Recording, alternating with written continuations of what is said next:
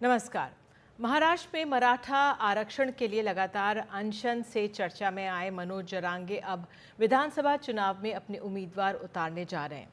लेकिन लोकतंत्र की मजबूरी है कि अब जरांगे सिर्फ मराठा वोटों के भरोसे चुनाव नहीं लड़ सकते। इसलिए अब वो उन तबकों को तलाश रहे हैं जिनसे उनको अपने एजेंडे में आगे बढ़ने में मदद मिले। फिलहाल उन्होंने घोषणा की है कि वो 145 से 155 सीटों पर अपने उम्मीदवार खड़ा कर सकते हैं। उनका कहना है कि उनके उम्मीदवार अभी ही मैदान में हैं। उनके नामों की घोषणा वो 3 नवंबर को करेंगे। उन्होंने भी अपना गठबंधन बना लिया है, एमएमडी यानी मराठा, मुस्लिम और दलित। तो इस ऐलान से पहले अंतरवाली सराठी में उन्होंने कई धर्मगुरुओं के साथ बातचीत भी की। ये बातचीत करीब 2.5 घंटे चली। मुस्लिम धर्मगुरु सज्जाद नोमानी, अंबेडकरी आंदोलन के आनंदराज अंबेडकर और राजा रत्न अंबेडकर इस बातचीत में शामिल थे। दरअसल मनोज जरांगे को महाराष्ट्र की करीब 200 सीटों पर उम्मीद है। 150 सीटें ऐसी हैं जिनमें मराठा वोट बहुमत में हैं, 20 मुस्लिम बहुल सीटें हैं और 29 सीटें दलितों के लिए आरक्षित हैं। लेकिन मनोज जरांगे को गंभीरता से क्यों लें? क्योंकि उनके आंदोलन ने 2024 के लोकसभा चुनावों पर असर डाला था।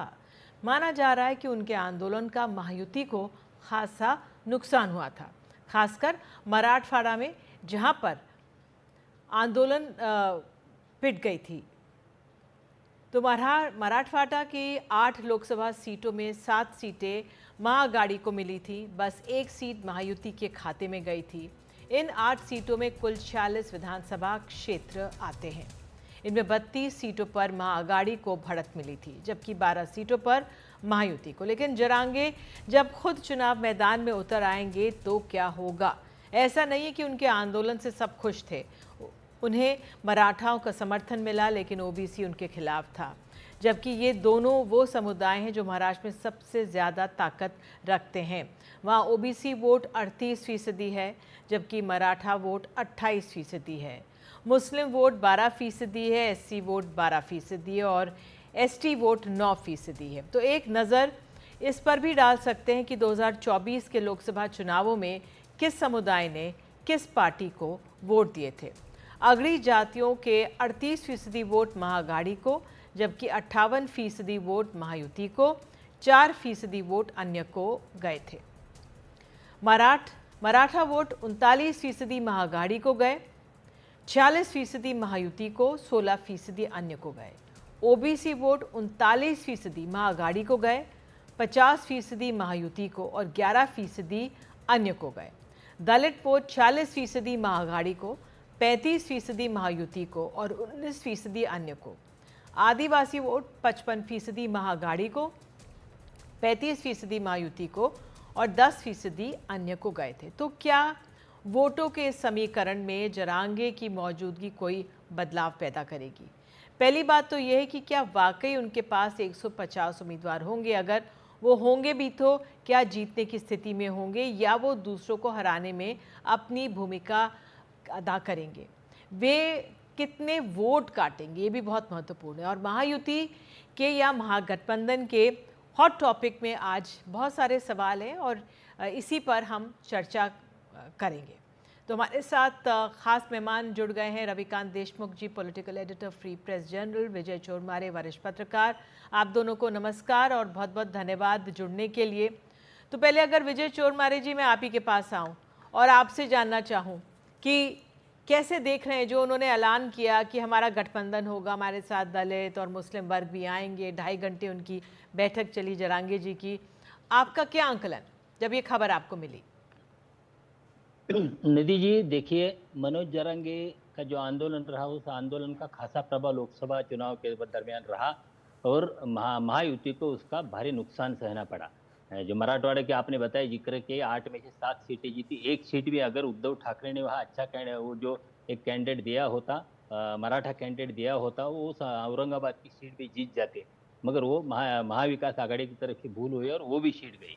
आज गेले पिछले 2 दिनों से मनोज जरांगे जो कवायद कर रहे मराठा, मुस्लिम और दलित लीडर्स को एक इकट्ठा लाने का, जो कोशिश कर रहे हैं और वो बता रहे हैं कि 3 तारीख को ऐलान करूँगा। मगर ती उसके लिए 3 तारीख को रुकना पड़ेगा, क्योंकि मनोज जरांगे का आज तक का कोई भी रुख है जो वो कहते हैं बार-बार बदलते रहते हैं। उनके साथ अगले 2-3 दिन में ही कुछ पार्टियों के नेताओं का डिस्कशन रहेगा, चर्चा रहेगी और तब वो जाहिर आज जो उन्होंने जो बात कही है तब तक 3 पर उस बात पर वो 3 तारीख तक कायम रहेंगे, ये बताया नहीं जा सकता। मगर अगर दलित, मुस्लिम और मराठा ये गठबंधन वो बना देते हैं, तो मुझे लगता है कि उसका भारी नुकसान महाविकास आघाड़ी को झेलना पड़ेगा। क्योंकि मराठा वोटरों के कारण मराठवाड़ा में महाविकास आघाड़ी को लोकसभा में फायदा हुआ था। मुस्लिम वोटर और दलित वोटर भी लोकसभा में महाविकास आघाड़ी के साथ ही थे। अगर ये तीनों वोटर्स के साथ मनोज जरांगे विधानसभा चुनाव का सामना करेंगे, कितनी सीटें लड़ेंगे ये इसका कोई मतलब नहीं, मगर लड़ेंगे तो उसका नुकसान महाविकास आघाड़ी को भी भुगतना पड़ेगा। देखना पड़ेगा वो कितनी सीटें लड़ते हैं। मगर एक देखिए, मनोज जरांगे का जो आंदोलन है, मराठा आंदोलन, उसका प्रभाव मराठवाड़ा और नॉर्थ महाराष्ट्र इन दोनों क्षेत्रों में ही रहता है। पश्चिम महाराष्ट्र हो और कोई जगह इसका इस आंदोलन का उतना प्रभाव नहीं रहता, क्योंकि मराठवाड़ा और उत्तर नॉर्थ महाराष्ट्र जो है, नॉर्थ महाराष्ट्र क्षेत्र में ओबीसी डोमिनेंट एरिया है और ओबीसी भी डोमिनेंट एरिया होने के कारण उस वहाँ के मराठा लोगों को कुछ आंदोलन की ऐसी कोई चेतना की जरूरत पड़ती है। मगर जो वेस्टर्न महाराष्ट्र हो और कोई प्रदेश हो, उधर मराठा कम्युनिटी डोमिनेट करती है, इसलिए वहाँ उनका आंदोलन नहीं चलता। देखना पड़ेगा 3 तारीख तक मनोज जरांगे का रुख क्या होता है, 3 तारीख को ऐलान क्या करते, उसके बाद ही उसके प्रभाव के बारे में सोचना पड़ेगा। बिल्कुल, रविकांत जी, आपसे समझना चाहूँगी, भले ही उत्तर महाराष्ट्र तक इनका प्रभाव हो, लेकिन जो पॉलिटिक्स होती है, चुनाव होते हैं, वो परसेप्शन पे लड़े जाते हैं। अपने आप में उनके इस ऐलान से काफ़ी हलचल मच गई होगी। कौन वो उम्मीदवार हो सकते हैं, ये भी एक बड़ा सवाल होगा। आप कैसे देख रहे हैं? मुझे थोड़ी-सी आशंका है, क्योंकि राजनीति ऐसे नहीं की जाती। अचानक से आप किसी को कैंडिडेट डिक्लेयर नहीं कर सकते। उन्होंने जो ऐलान किया था वो ऐसा था कि ₹500 के स्टैम्प पेपर पर वो कैंडिडेट कुछ कंडीशन है वो लिख के दें और वो देखने के बाद फिर मनोज जरांगे पाटिल उन कैंडिडेट्स का चयन करने वाले थे। ये मुझे थोड़ा-सा अजीब-सा तरीका लगता है। जिसको राजनीति करनी है, वो 6 महीना पहले, 3 महीने पहले उम्मीदवारों को बुलाकर उनसे चर्चा कर कर उनके नाम निश्चित कर देते हैं और उनको तैयारी में जुटने की सलाह देते हैं। मनोज जरांगे का आंदोलन जो है वो इश्यू बेस्ड है और उन्होंने हमेशा अपने आप को राजनीति से दूर रखा है। मुझे अभी भी लगता है कि जरांगे पाटिल चुनाव लड़ने से दूर ही रहेंगे, क्योंकि अगर वो चुनाव लड़ते हैं और चुनाव में समझो कोई उल्टा परिणाम निकल आता है 23 नवंबर को, तो आंदोलन को भारी नुकसान हो जाएगा। और एक बार एक लेबल लग गया कि आप राजनेता बनना चाहते हो और आप नेतागिरी करना चाहते हो, तो बड़ा गड़बड़ हो जाता है। आज जो उनकी एक बंद मुट्ठी है, उसमें जो ताकत है, वो ताकत ऐसी है कि आज अच्छे-अच्छे लीडरों को अपना नॉमिनेशन फॉर्म, पर्ची जमा करने के बाद उनके दर्शन के लिए जाना पड़ रहा है। इसमें सिर्फ ऐसे नेता नहीं है जो डरे हुए हैं, ऐसे भी नेता हैं जिनके घर पर पिछले 20-25 साल से सत्ता का मुकुट है और सत्ता में बने हैं। उनको भी डर लग रहा है कि कहीं जरांगे पाटिल का आंदोलन, उनका अगर कोई स्टेटमेंट अपने विरोध में गया, तो अपना चुनाव मुश्किल बन सकता है। तो मेरा विश्वास है कि 3 तारीख जैसे चोरमारे जी कह रहे हैं, उस दिन शायद कुछ गड़बड़ हो और एक अपील वो जारी कर दें सारे वोटरों को कि उनको किसको वोट करना है। मुझे थोड़ी-सी शंका है कि उम्मीदवारों का चयन उस दिन तक हो जाएगा। बिल्कुल, निधि जी। आप दोनों वरिष्ठ पत्रकार वहाँ के हैं और आप दोनों ने शंका शब्द का प्रयोग किया ही है उनके इस ऐलान पर। लेकिन अपने आप में जो एक परसेप्शन की जो लड़ाई होती है, उस लिहाज से चोरमारे जी, भले ही वो एक सवाल हो, और जो रविकांत जी कह रहे हैं, अहम बात कह रहे हैं कि क्या पता 3 नवंबर को वो ऐलान ही कुछ कर दें। लेकिन उससे पहले अगर हमने उत्तर प्रदेश में देखा है जिस तरह से वहाँ पे एक पीडीए है, अगर यहाँ पर ये अगर इसको मान भी ले, अगर हकीकत हो भी जाती है या साथ आ भी जाते हैं, अपने अपने खेमे में ही लोग, अपने अपने समुदाय में ही लोग बयान जारी करते हैं किसी को वोट करने के लिए, तो ऐसे में नुकसान कौन से पक्ष का हो सकता है? चोरमारे जी। देखिए, मनोज जरांगे का आज तक का रुख रहा है, तो बीजेपी के खिलाफ बार बार बातें करते रहते हैं। देवेंद्र फडणवीस उनका टारगेट है। उसका कारण है कि अंतरवाली सराठी उनका गांव है, जहां उनका पहली बार आंदोलन हुआ था। उस आंदोलन पर लाठीचार्ज हुआ। उस लाठीचार्ज को के लिए वो जो होम मिनिस्टर देवेंद्र फडणवीस है उनको जिम्मेदार ठहराते हैं, और आज तक वो देवेंद्र फडणवीस को ही टारगेट करते रहते। महाविकास आघाड़ी सरकार के चीफ मिनिस्टर एकनाथ शिंदे है, मगर वो चीफ मिनिस्टर के खिलाफ कुछ बोलते नहीं, बोलते गृह मंत्री के खिलाफ। उनका कड़ा रुख बीजेपी के खिलाफ है, और वो बार बार बातें करते हैं कि बीजेपी को हराने की बातें करते हैं। शिंदे की पार्टी को या महायुति को हराने की बातें मनोज जरांगे नहीं करते। इसलिए रविकांत जी जो कह रहे हैं कि 3 तारीख को देखना पड़ेगा। 3 तारीख को अगर ये मराठा मुस्लिम दलित समीकरण लेकर वो चुनाव में कूद पड़ते, चुनाव में कुछ 100-150 उम्मीदवार खड़े करते, तो उसका नुकसान महाविकास आघाड़ी को भुगतना पड़ेगा। और अगर वो ये सर चुनाव लड़ने की बात खारिज करके सिर्फ अपील करेंगे, तो अपील का फायदा महाविकास आघाड़ी को रहेगा। ये दोनों क्या होता है, इस पर उनके आंदोलन का और उसके आह्वान का जो प्रभाव है उसके उस बारे में वो पर्दा दिख पड़ेगा। निधि जी, बिल्कुल आपका यही कहना है कि इससे महाविकास अघाड़ी पर क्या असर पड़ेगा। रविकांत जी, जो 2024 के नतीजे रहे उसमें एक मोटा सा हमने देखा किस तरह से महाविकास अघाड़ी को फ़ायदा मिला, महायुति को नुकसान हुआ था। लेकिन अब जिस तरह से परिस्थिति बन रही है, अगर हम देखें तो ऐसे में तो महाविकास अघाड़ी को ही नुकसान होगा अगर इनकी कोशिश आगे बढ़ती है। अगर कुछ उम्मीदवार भी होते हैं, बढ़ते हैं, 150 ना भी हो, कम हो, तो ये अपने आप में तो नुकसान हो सकता है अघाड़ी को या नहीं? हाँ, नुकसान हो सकता है। इसमें मैं मैं आपको एक बात बता दूं। लोकसभा चुनाव के पहले जब उन्होंने पहली बार कहा था कि हम चुनाव लड़ेंगे और हमारे विरोधियों को हराएंगे, तब मुझे याद है औरंगाबाद, जिसे हम अभी छत्रपति संभाजीनगर शहर के नाम से जानते हैं, उस शहर से करीबन मुझे याद है कि 150 लोगों का एक डेलीगेशन उनको मिलने के लिए गया था। और ये डेलीगेशन में वकील थे, डॉक्टर्स थे, सरकारी नौकर थे और कई अच्छी जगहों पर काम करने वाले लोग थे। सबने जाकर उनसे चर्चा ये की थी कि आप चुनाव के मैदान में मत आइए, चुनाव लड़ना आपका काम नहीं है। आप अगर चुनाव लड़ोगे तो अपनी लड़ाई उस पर काफी असर हो जाएगा, क्योंकि चुनावी मैदान में इसका फायदा किसी और को होगा, जिसके विरोध में आप हमेशा स्टैंड लेते हो उनको होगा। तो उन्होंने निर्णय अपना पीछे ले लिया था। अभी भी मुझे ऐसा लगता है कि उन पर दोनों तरफ से दबाव है। बिल्कुल। कुछ लोग कहते हैं कि आप चुनाव लड़िए, जिसका फायदा महायुति को होगा, और कुछ लोग कहते हैं कि चुनाव मत लड़िए, जिसका फायदा महाविकास आघाड़ी को होगा। और निधि जी, जस्ट एक लाइन ऐड करता हूं इसमें कि उनका एक गुस्सा अभी जो काफी जोर शोर से सामने आ रहा है, उनकी नाराजगी, उनका गुस्सा ये है कि चुनाव का ऐलान होने के पहले कुछ आखिरी कैबिनेट मीटिंग हुई थी महाराष्ट्र गवर्नमेंट की, उसमें उन्होंने कम से कम 10 से ज्यादा कम्युनिटीज को ओबीसी में डाल दिया। अब जरांगे कहती कि उनको लिया और हमको क्यों नहीं लिया। रविकांत जी, बिल्कुल मैं आपको रोक रही हूँ, आप दोनों जुड़े, आपने समझाया, बहुत बहुत धन्यवाद। ये सवाल बना हुआ है, लेकिन एक और मसला अभी महाराष्ट्र चुनाव से जुड़ा हुआ आ गया। उद्धव ठाकरे की शिवसेना के सांसद जो अरविंद सावंत के खिलाफ एक FIR दर्ज की है। शाना एनसी जो कि उम्मीदवार हैं बीजेपी की तरफ से, उन्होंने थाने में जाकर ये शिकायत दर्ज की है और हमारे साथ खुद शाना एनसी इस समय जुड़ गई हैं। शाना, आपने FIR दर्ज कराई, वो तस्वीरें भी सामने आई, आपत्तिजनक बयान जो आपने कहा है वो दिया है उन्होंने। किस तरह की परिस्थिति है अभी, क्योंकि चुनावी माहौल है इस समय?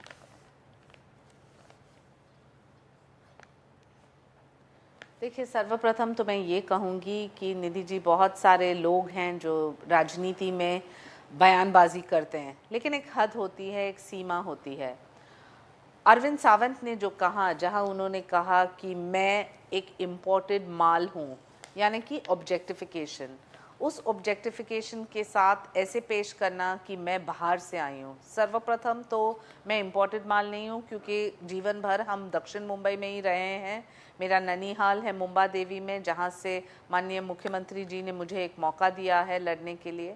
आपको काम करना है तो काम के ऊपर काम के आधार पे बात कीजिए, रिक्लस्टर डेवलपमेंट हो या जो BIT चौल के लिए प्लान हो या मुंबई कॉरिडोर, वहाँ आपने कोई टिप्पणी नहीं की, आपने सिर्फ मुझे ऑब्जेक्टिफाई किया।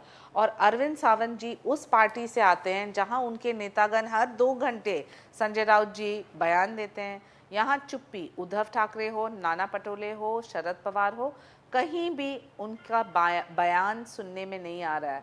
तो मैं पूछना चाहती हूँ कि जब एक महिला अपने कर्तव्य और अपना कर्तव्य का पालन कर रहे राजनीतिक क्षेत्र में, तो आप टिप्पणी क्यों उनके काम पे नहीं करते हैं? और निधि जी, आप मुझे जानते हैं 20 साल से मैं सार्वजनिक राजनीति में हूँ, सार्वजनिक दृष्टि से मैंने काम किया, कभी मेरा कोई भी कंट्रोवर्सी नहीं रहा है, मैंने एक बार भी FIR दर्ज नहीं की है, मैंने कहीं कोई बवाल नहीं मचाया। यहाँ मेरे पास 2 उपाय थे कि मैं चुप रहूं और ये मेल मिसोजिनिस्टिक पर्वर्टेड माइंडसेट को अपना काम करने दूं, या फिर ये FIR दर्ज करना। तो मैं गई नागपाड़ा पुलिस स्टेशन आज, और बिल्कुल स्पष्ट रूप से ये FIR दर्ज हुआ है भारतीय न्याय संहिता के निमित्त, आर्टिकल सेक्शन 79 और सेक्शन 356(2), जहां outraging a woman's modesty, using foul and derogatory words for somebody in public life। और ये सभी चीज़ मुझे लगता है एक मिसाल के तौर पे उन महिलाओं के लिए एक आवाज़ बन सकती है जहां एक पुरुष सिर्फ उनको बुली करते हैं, सिर्फ उनके प्रति नकारात्मक सोच।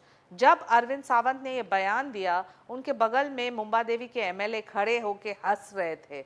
मैं पूछना चाहती हूँ कि जो आपको विवाद ही पैदा करना है या आपको नकारात्मक राजनीति करनी है, तो मुंबा देवी की महिला आपको मुंह तो जवाब देगी 20 तारीख को, और स्वाभाविक रूप से माँ मुंबा देवी का हाथ और माँ मुंबा देवी का समर्थन हमेशा रहा है मेरे साथ, और मैं उम्मीद करती हूँ कि मैं उन मुंबईकर के लिए आवाज़ बन सकती हूँ। मैं महिला ज़रूर हूँ, लेकिन मैं माल नहीं हूँ।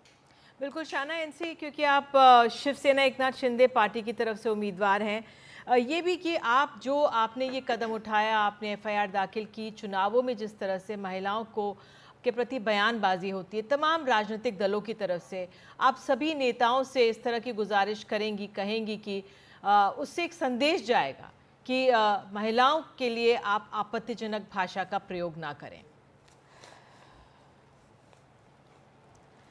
बिल्कुल, मुझे लगता है निधि जी, ये ना सिर्फ एक कैंपेन है, हम सबको एकजुट रहना चाहिए। और मेरे को बहुत अफसोस होता है, आपको पता है मेरे राजनीतिक जीवन में जब भी कोई महिला के प्रति कोई अभद्र टिप्पणी या कोई बयानबाजी, तो I have never thought about which party the leader belongs to, I have always spoken up. लेकिन आज वो सभी महिला चुप हैं, वो सभी नेतागण चुप हैं। अजीत पवार जी ने ट्वीट किया, सुनील तटकरे, प्रफुल्ल पटेल, बहुत सारे लोगों सामने से आके भी बयान दे रहे हैं, लेकिन बहुत सारे ऐसे नेतागण हैं जो चुप है महाविनाश आघाड़ी के, बहुत सारे नेत्री हैं महाविनाश आघाड़ी के जो चुप हैं। मैं पूछना चाहती हूँ, is the cause of a woman much bigger in the scheme of things, or is it a personal agenda?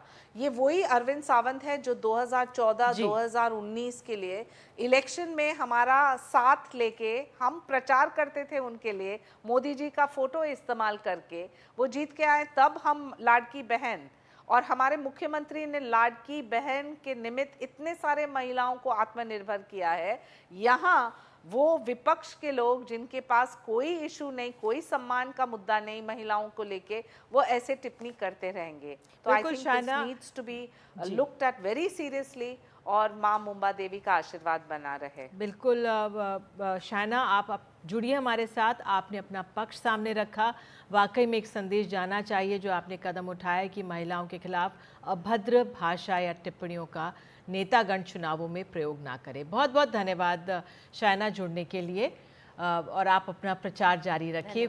बहुत बहुत धन्यवाद जुड़ने के लिए। इसी के साथ एक छोटा सा हम लोग ब्रेक लेते हैं इस कार्यक्रम में।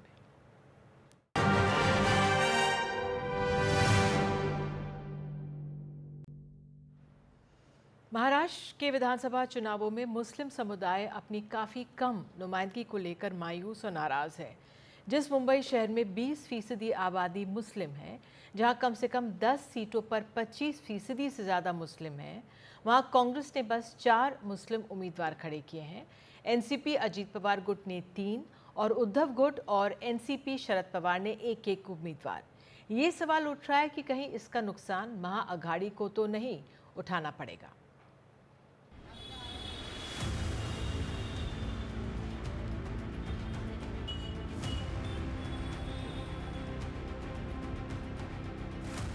मुस्लिम कार्ड खेलने वाली पार्टियों ने मुस्लिम उम्मीदवार चुनने में कंजूसी क्यों दिखाई? जिस मुंबई शहर में मुस्लिम आबादी लगभग 20% है, करीब 10 सीटों पर मुस्लिम आबादी 25% या उससे ऊपर है, वहां प्रमुख पार्टियों की उम्मीदवार सूची में मुसलमानों की संख्या 1 से 4 तक ही सीमित है। शरद पवार एनसीपी गुट पदाधिकारी और अल्पसंख्यक आयोग के पूर्व अध्यक्ष नसीम सिद्दीकी कहते हैं कि समुदाय में उदासी का माहौल है, वोटों का गणित बिगड़ सकता है, जिससे महाविकास अघाड़ी को नुकसान पहुंचने का खतरा है। लोकसभा में जिस प्रकार की वोटिंग हुई और जो सत्ता में एमवीए आज जो 31 सीटें आई हैं, उनमें मुसलमानों का और दलितों का एक बहुत बड़ा योगदान रहा है। मुस्लिम हलकों में लोगों ने सुबह से कतार लगाकर जो है वोटिंग किया और वोटिंग जो है जो वोट पड़े उनके करीब करीब 95% वोट जो है वो एमवीए को गए। कि शिवसेना ने एक, एनसीपी हमारे गुट ने 2 लोगों को दिया, कांग्रेस ने 6 लोगों को दिया। लोगों की अपेक्षा इससे कहीं अधिक थी। अब वो कैसे दूर होगी, ये जो पार्टी के एमवीए के बड़े नेता हैं उनको बैठकर इस पे विचार करना चाहिए। मुस्लिम समाज के बड़े नेताओं से बात करनी चाहिए, इंटेलेक्चुअल से, उलमा से बात करनी चाहिए। और ये जो नाराज़गी देखने को मिल रही है, मुझे उम्मीद है कि कहीं ना कहीं पवार साहब के नेतृत्व में कोई एक ऐसी बैठक होगी, अभी 15-20 दिन चुनाव को है, और वो दूर कर ली।